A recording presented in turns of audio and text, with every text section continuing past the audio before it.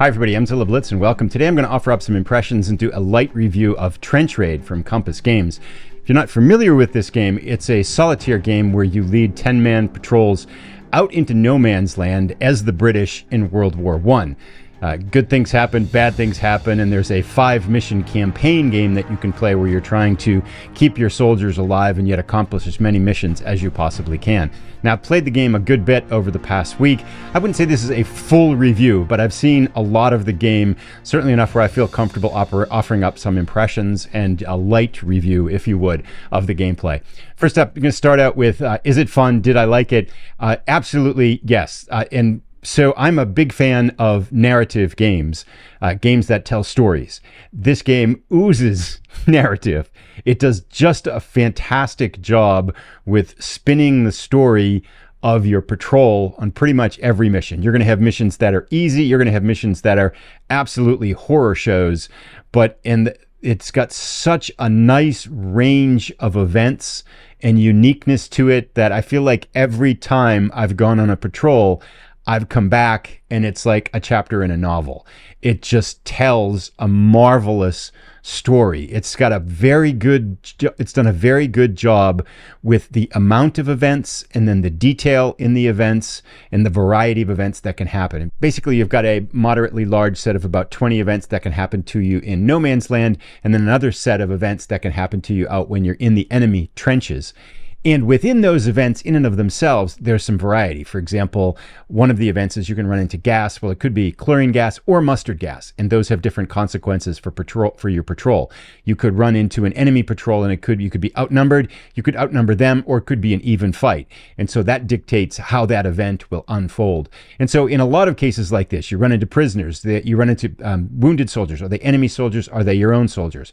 And so this narrative generation story capacity of this game is just really marvelous. I like these types of games, so I've really enjoyed this one, and I really, really like the variety of events and the variety of narrative that this game spawns. Now, the next question after that people always want to ask is, in a game like this, how much control do you have over what happens to your patrol?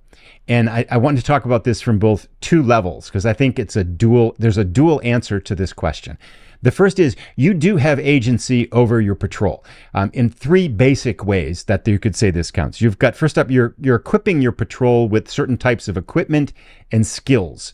And that's going to matter quite a bit as to what you run into. For example, if you give all of your patrol members a gas mask and you run into the chlorine gas, you're going to be in good shape.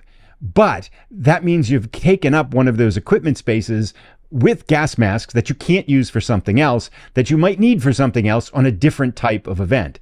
So you're predicting to a certain degree what types of things you might need, and you're calculating to what's the optimal loadout for your patrol to carry out your mission with the greatest chance of success and the smallest sense of danger. Now, add on to that, there's an RPG element to this, where if you play the campaign game, you can designate the statistics for your soldiers. You have a 25-point total of points that you can allocate over a range of different characteristics in your soldiers, things like speed, shooting, throwing, and various elements like that.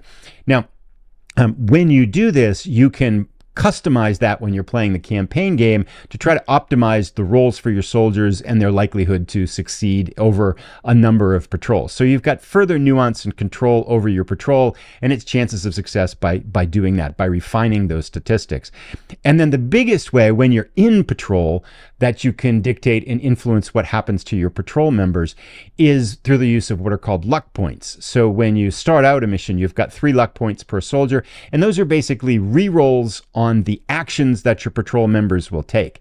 Now, on a longer patrol, you have to be very careful how you spend those luck points, because you don't want to spend them all too early, because then you're going to run out. You could run into a horrific event when you really want those luck rolls and you don't get them and catastrophe strikes. So balancing how you judiciously spend those luck points over the course of your patrol is another element as to the degree to which you both have control over your events that happen to you and control over the success or failure of patrol, but also to the degree that you're going to be able to mitigate the damage that happens to your different soldiers. Now, having said all that, also too, in the campaign game, patrol members that survive get an additional luck point so they can keep going by the 5th mission. Sometimes 2 luck points, they can get more luck, and there's ways to get luck during a patrol. So you can actually accumulate those points and have it be more likely that a patrol member is going to be able to survive missions as they get deeper into the campaign. So yes, there's a number of ways in which you have agency and control over what happens in the game.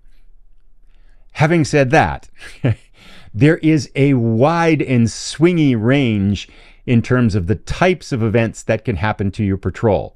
Some of them are downright deadly. Like if you get hit by an artillery barrage, or you run into an enemy patrol and you are outnumbered, or if you get chlorine gas and you don't have gas mask, or you've lost your gas mask, or and there's just a countless number of ways that you can have some events that really go sideways, and they can just rip through your patrol, causing all sorts of casualties, and you go from a healthy 10-man patrol down to 3 people that are just basically trying to scramble back to their own lines and survive the mission in any way that they can. So while you do have a level of control over what happens, the biggest thing is, the bigger picture is how the dice gods are going to either toss you down and crush you, or lift you up and give you success. So there's a limited amount of control, but the biggest picture, I think, is just what's going to happen to you. So what does that mean? That means a few things. One, if you're a player who likes to play games as a test of your skill, or if you're a player who doesn't like losing, who takes losing personally, I think you'd probably get frustrated with this game, because the game's just going to beat you up at times. If you're a player if you're a player who likes narratives and is okay with losing, and if losing is just as much fun sometimes as winning, if it generates a good story, I think you're really going to enjoy this game. So know what type of gamer you are before you jump in and grab this one. And this, within that bigger context, Trench Raid is very similar to games like The Hunters, Silent Victory, Western Front Ace, right? Where there is a modicum of skill that you can bring to the experience and mitigate the risks that are going to happen to your patrol and increase the chances of success. But to a certain degree, this is a game that generates narrative, and at times it's just going to beat you up, and at times it's just going to lift you up. Couple other things that I was wondering about before I started to play that I thought I would address now. The game comes with these 10 sheets, and there are 2 patrol members per sheet, and so you've got a sheet here for your 10 patrol members. Now, before I started playing, I wondered, there's a number of events like where you have to make a dice roll for each one of your patrol members. When you run into an enemy squad, for example, each one of your patrol members has to roll a fight action. If you've got 10 patrol members, you're doing this mini calculation for all of your patrol members, and then you're keeping the record tracking of injuries and statistics changes and all kinds of things and equipment on these cards. And I wondered before I started playing, one, is that like the 10 die rolls for each soldier, is that going to get kind of old after a while because you're doing that all the time? And how is the record keeping going to work? Is that going to get really kind of tedious as you're playing the game? I'm very happy to say that I actually enjoyed this a lot. I felt like this system, which I was really somewhat skeptical of before I played it, it worked really well. These are all very kind of laminated sheets. They're glossy sheets. And then the game comes with whiteboard erase marker and this little eraser on the tip of it here. And through that, you write on these, and then you erase and cross off as you're going through the campaign to keep track of everything. And I thought, this is going to be is this going to work, right? I'm happy to say that I felt like it really did work, with one caveat. I found this whiteboard marker that comes with the game is too blunt. And so when I was writing on the little charts, I'm trying to write words like the names of characters or their skills that you have to write out. I couldn't read it. It was all blurry. So I went off, and on Amazon, I got some ultra fine whiteboard markers, and they have a much finer point, and these work great. I'll put a link to these down below in the video description if you want to get them. I think like $7 on Amazon for like 8 of them. And so it worked great. So with the fine markers in this system, I felt like this was a really good combination. I struggled when I was trying to write with the marker that came with the game, although I do like the little fuzzy tipped eraser there. Now I also use a regular whiteboard eraser just because I can, when guy die, you can just wipe it all off in quite a quick second rather than very slowly with this thing. So that's something else you might want to consider if you got lying around. But I'm very happy to say that I found this fun And I found this in an RPG sense of the way, it was really fun to kind of see the stories of the characters as they unfolded and use this. And it wasn't it wasn't tedious or onerous or any kind of a burden as I thought it might be. As well as when you're doing the 10 dice rolls, you're going through a whole patrol and each patrol member has to succeed or fail in an action. They're super fast. Again, and that comes into the next point too. But this game was really easy to execute. I could go through 10 dice rolls in maybe a minute or 2 minutes. So it's not like this complicated process that you're doing for each soldier. It's literally, you look at their card, you know how many dice you got, you roll, you decide whether you're going to use luck, you roll again. If they're wounded, you got to make a couple more rolls. But it was easy and fun, and it kind of added to the storybook nature of what's going on. And that connects to the next point. I thought this was going to be tedious and burdensome in terms of tracking that. It wasn't at all. And that goes to the bigger point too. How difficult of a game is this to play? I felt like the rulebook and the gameplay was really easy. I would put this in the beer and pretzels category. I really didn't struggle at all to execute the rules. I barely read the rules before I started to play, because most of the time it's going to spawn an event, and then you look at the event, you read the flavor text that tells you exactly what you do, you just go in and you execute that, and then you go on to the next thing.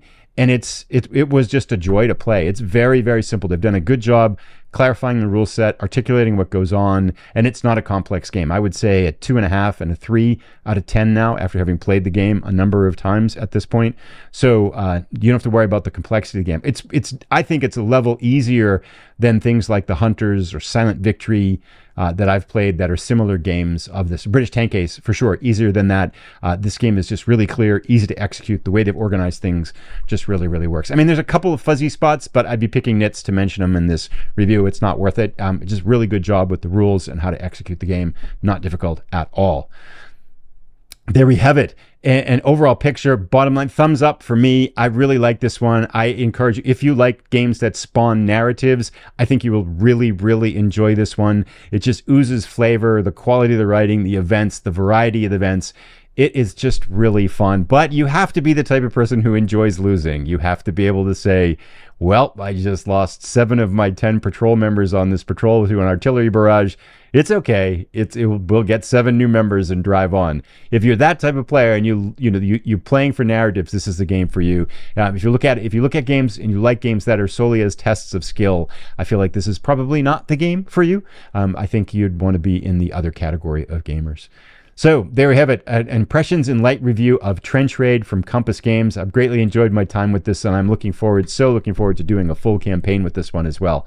Thanks for watching. I'd be happy to hear your thoughts on Trench Raid if you've had a chance to play it as well.